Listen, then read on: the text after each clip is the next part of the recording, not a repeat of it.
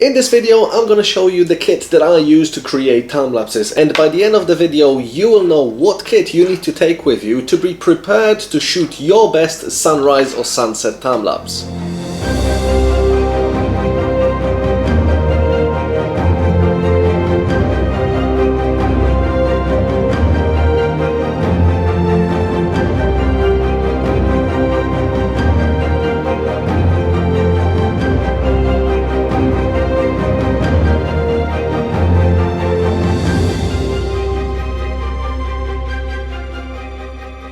Hi, I'm Michael. I'm a cityscape, architecture, travel and time-lapse photographer. You can follow my work on Instagram at London Viewpoints, and if this video will help you to improve your time-lapse work, please hit the subscribe button and like it and comment if you got any questions. Now, let's get on to the kit that you need to prepare to shoot your best time-lapse. Starting with, obviously, the camera. Pretty simple. Sometimes you can forget it. It happened to the best of us. I was meant to take 3 bodies. I took 2. Forgot 1 body. Bit of an issue, but glad that I had the 2 bodies. Obviously, lens or lenses depends on your needs. Batteries. Do not forget batteries. 1, 2, how many you can. Cards. Most likely more than 1. Cards can fail, but yeah, cards are important. Basic kit.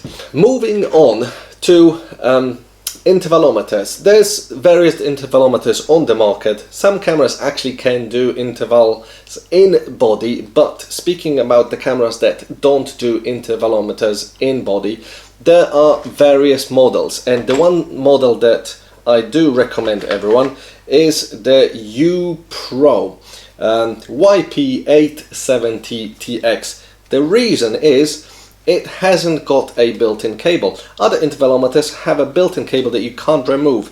Why would you want this one? Because you can buy different cables for different cameras and keep the same intervalometer. You just plug in the cable that you need with the same 3.5 mini input, and then this other end is one specific to your camera, and then if you're changing bodies, changing systems, you just buy a different cable and you plug it into the same intervalometer that you're used to. That's why I recommend an intervalometer that you can detach the cable. Have a little bag with the other cables. That's just convenient. What you also should have in this little pocket or something, batteries, because these intervalometers run on batteries, so make sure you have spares so that your intervalometer doesn't die before the shoot or doesn't want to turn on, for example.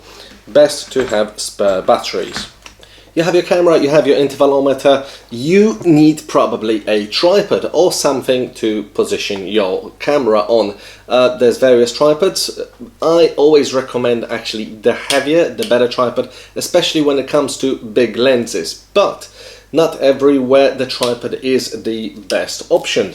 Hence, I quite often use these clamps that aren't that expensive. I think in total they can cost about 25 to 30 pounds. You clamp to multiple things. You have a little tripod head that you've got at the top, and these things will just hold forever. They are super sturdy.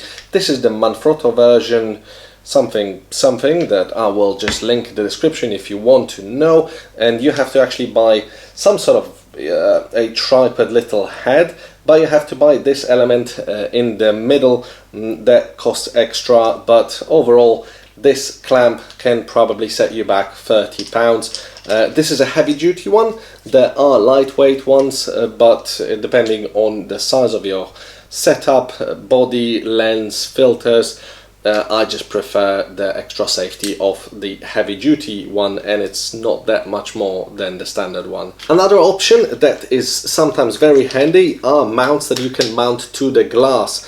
Basically it is like a tripod. It operates in multiple dimensions, but these 2 suction cups just hold on super steady. This is the Delkin Gecko. I bought it off a friend that didn't used to use it as much. These don't look as big, but I had big setups that were holding on to this. Even on a DLR train, when I set it up on the front window of the DLR train, the train was shaking. It did not fail, although I was holding my hands most of the journey just behind it, just in case it did. It didn't though, thank God for that. Moving on, I don't know if I should have mentioned it actually before tripods. A very, very important thing. I use this little blower because I shoot on mirrorless, specifically now this mirrorless Nikon Z6. There's always some dusted lens on lenses, so just the shaking that you can reduce the dust on the sensor that you can do in body, that the sensor actually shakes, quite often isn't enough. So I use a little blower, and if I turn the lens into something like f16 or f22 and shoot against the like blue sky or white background, and I still see some little spots on the sensor, that's when I give it a little blow. Or if it still persists, I use this lens pen sensor clean, which is basically a little magnifying glass lamp, because it's got LEDs inside, that you can check on the sensor where it exactly is, and then potentially just clean it with one of like the sensor clear pens to get rid of the dust speck that then later on in a time lapse would look horrendous. And I've had time lapses that I forgot to blow any dust off the specks, and I was shooting at f16 because I wanted a longer exposure, and basically the time lapse just had a dust speck in one corner. I couldn't get rid of it because everything was in focus at f16 rather than having a shallow depth of field. Yeah, so before any time lapse that you know that you're going to be shooting at high f-stop number, I recommend making sure that your sensor is clean. That is mostly the case with regards to mirrorless. On DSLRs, the dust doesn't seem to land on the sensor because you got the mirror that's blocking it, so it's rarely the case. But with mirrorless, unfortunately, that happens quite often. Hence, I always carry with myself some of these blowers and basic cleaning kit without the swabs, because I do that every couple of months back at home. One of the most essential pieces of kit that is always in my bag, absolutely always, is a lens skirt. It might sound ridiculous because it is a skirt for a lens, but this is exactly what it does. There are now a couple of different models, some more expensive, some cheaper. Actually, no, I think this is the most expensive one. It costs currently in the UK about £55 or something like 60, I think, now anyway. I bought this one about 10 years ago when it was first released, and it served me phenomenally. I since had another two because sometimes I shoot on 3 bodies, so I needed extra ones. Recently there's been a new type of a lens skirt released, which was called the Ultimate Lens Hood. I actually do have it. I don't use it quite often because what that one is lacking is the suction cups that you basically stick to the glass, and I find it super useful. You make sure that all your corners are covered, no light leaks into the lens, and just I find the lens kit being most convenient for that. I know this is quite an expensive purchase, but anytime you're taking any photos behind glass and there's some light behind you, either daytime reflection, daytime light, or specifically at night when you're shooting from a bar or a viewing platform, that it's at nighttime and inside everything is lit for people's safety so they know where they're going, this is the best probably spent £60 I've ever spent.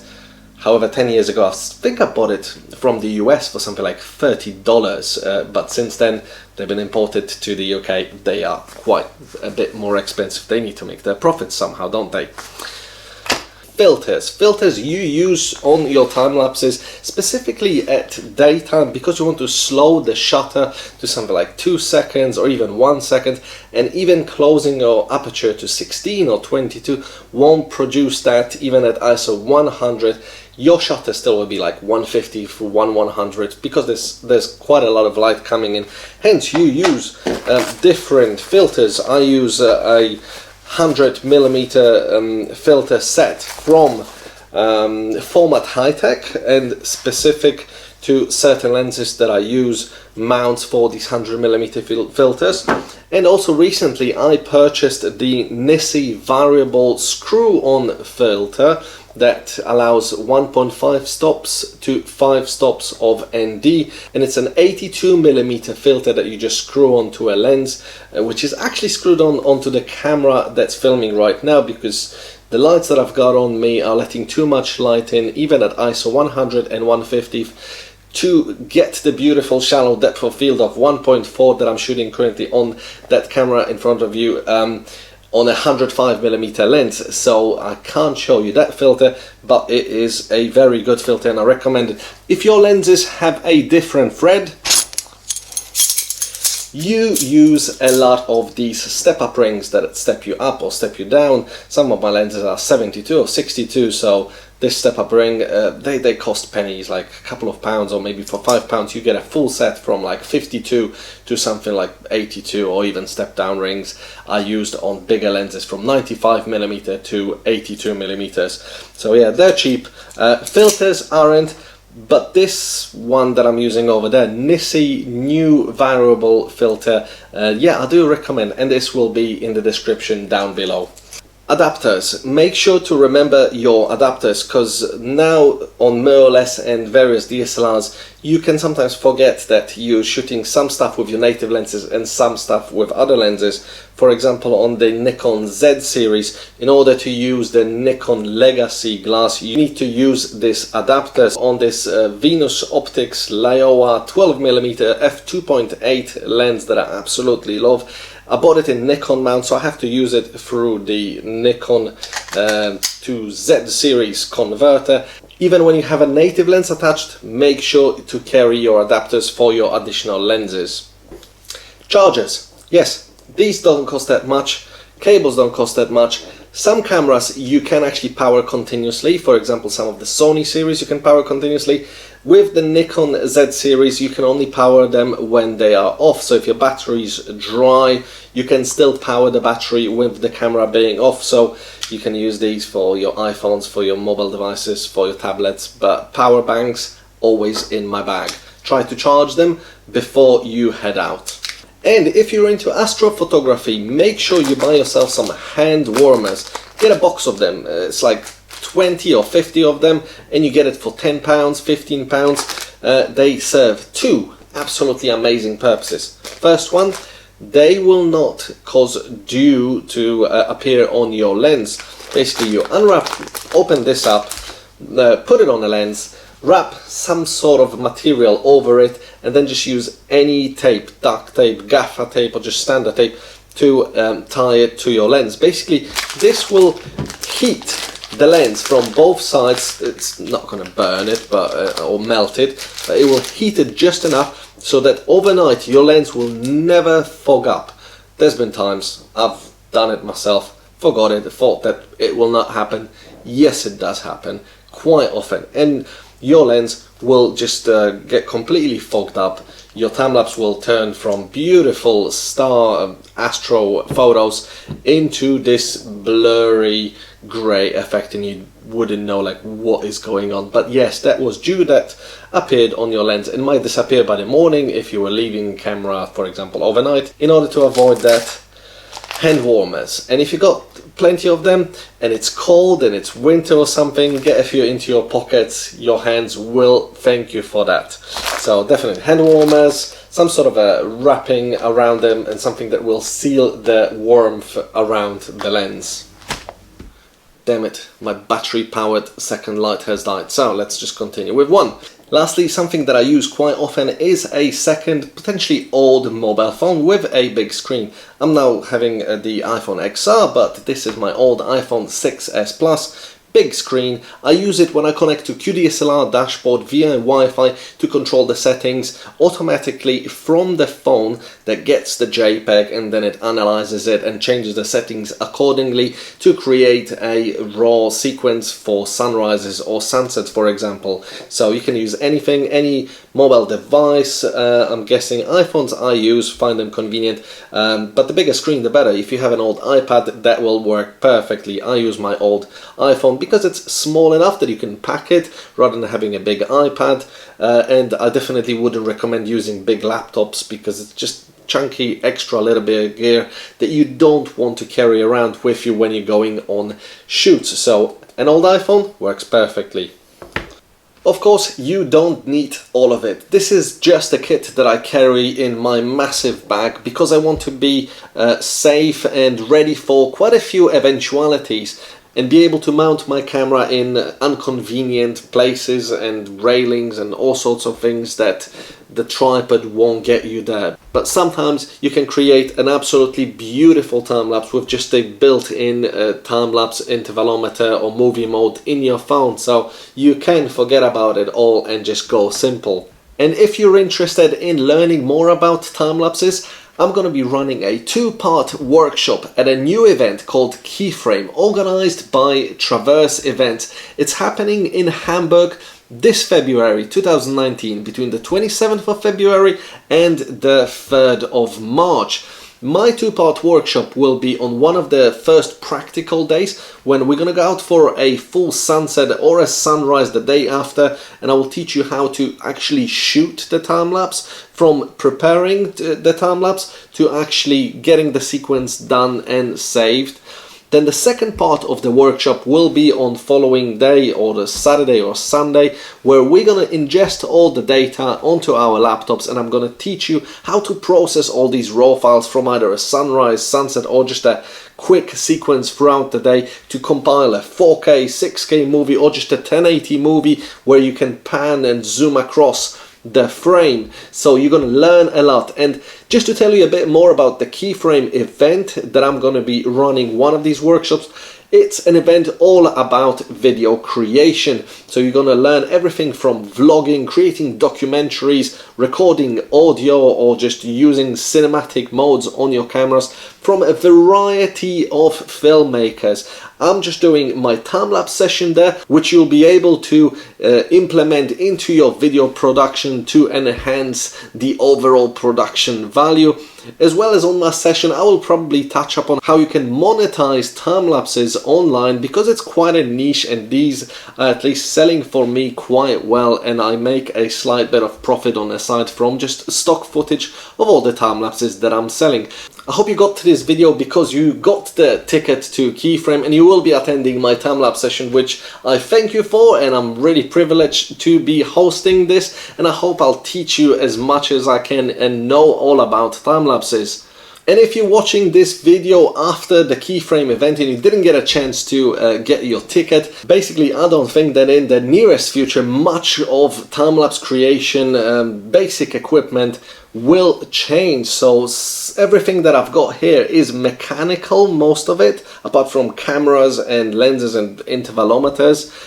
So you will be able to use it for the next good few years. I think some of this kit already I have for a few years, and it's well built and it will last you for a long time. So it's a one-off investment. None of it is like super expensive. I think the most expensive part of your time-lapse equipment is obviously your cameras and your lenses. The rest not so expensive, especially when you exclude any motion controlling devices, because yeah, that side of equipment can get ridiculous. Thank you for watching this video. I hope it was of use to you. I'm Michael, London Viewpoints on Instagram. Please give me a follow there. Check out some of my work that I do. Subscribe here on YouTube, and I'll see you guys in the next video.